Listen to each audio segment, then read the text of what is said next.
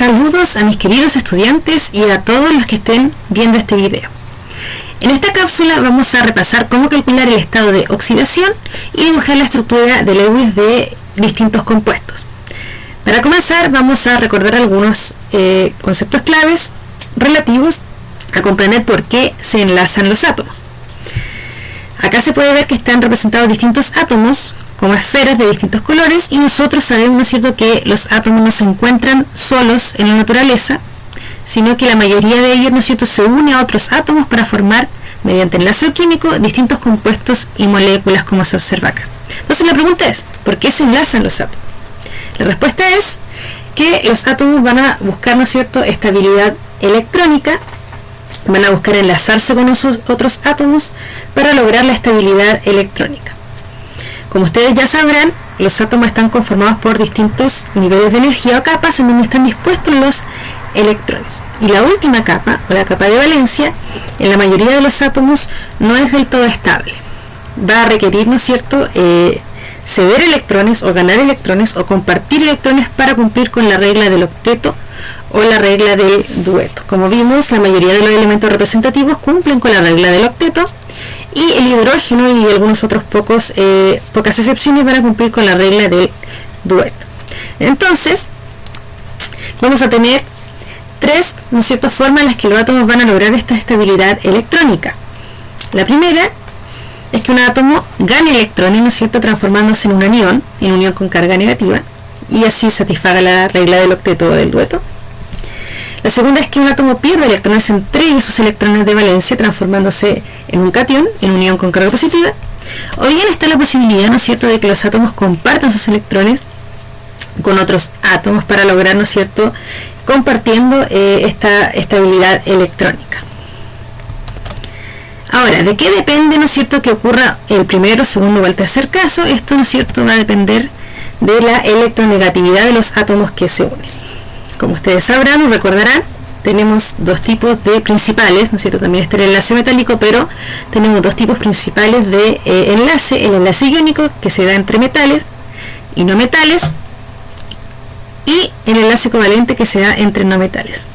Como ustedes pueden ver acá, la electronegatividad aumenta, ¿no es cierto?, hacia los no metales. Los no metales son mucho más electronegativos que los metales del, por ejemplo, grupo 1 o grupo 2.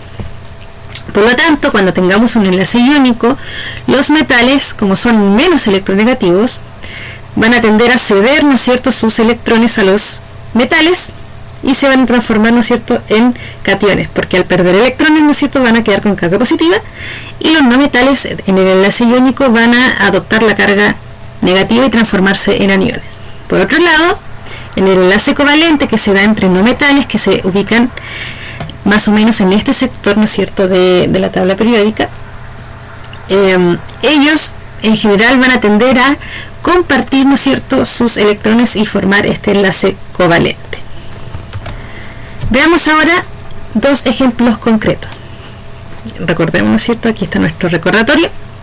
Veamos el ejemplo de un compuesto iónico, el famoso cloruro de sodio o la sal de mesa, y el más famoso compuesto covalente, ¿no es cierto?, que es la molécula de agua.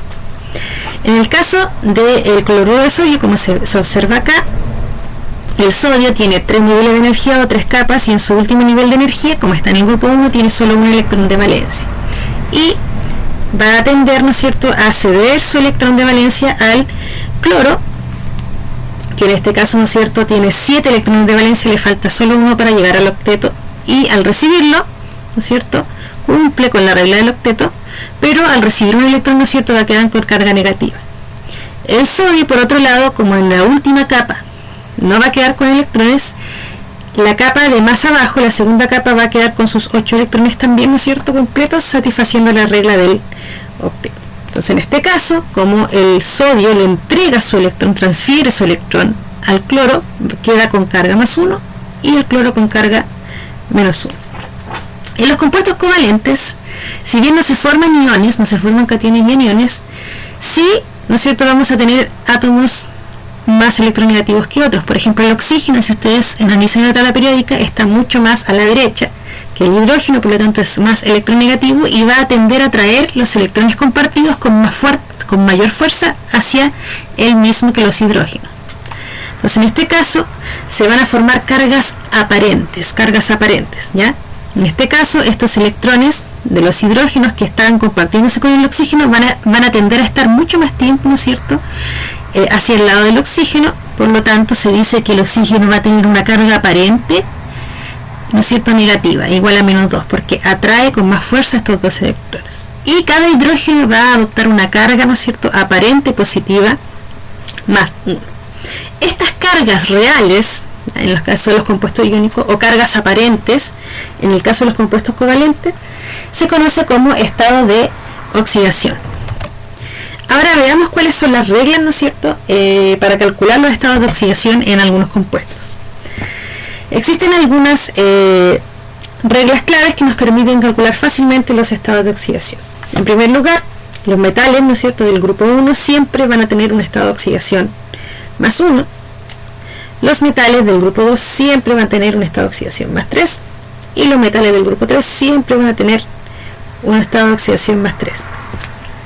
Y los halógenos del grupo 7 usualmente, no siempre, pero usualmente van a tener, ¿no es cierto?, un estado de oxidación menos 1. A su vez, el hidrógeno siempre va a tener el estado de oxidación más 1 cuando se une con no metales y menos 1 cuando se une con metales. Y por otro lado, el oxígeno usualmente tiene un estado de oxidación menos 2, excepto en los peróxidos, en donde tiene un estado de oxidación menos 1.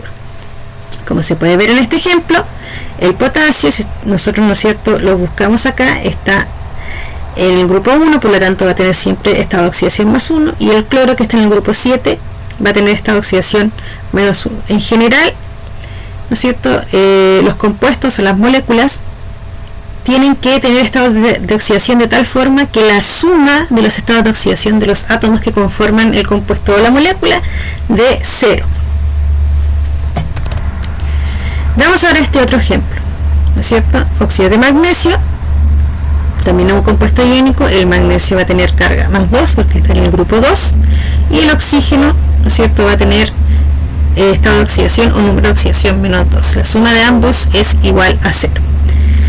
En este caso sabemos que es menos 2 porque obviamente no es un peróxido. Recuerden que los peróxidos siempre van a ser, ¿no es cierto?, metales del grupo 1 o 2 unidos a este ion peróxido O2. Tanto en este caso, como no es un peróxido, nosotros podemos con seguridad, ¿no es cierto?, decir que el estado de oxidación del oxígeno es menos 2.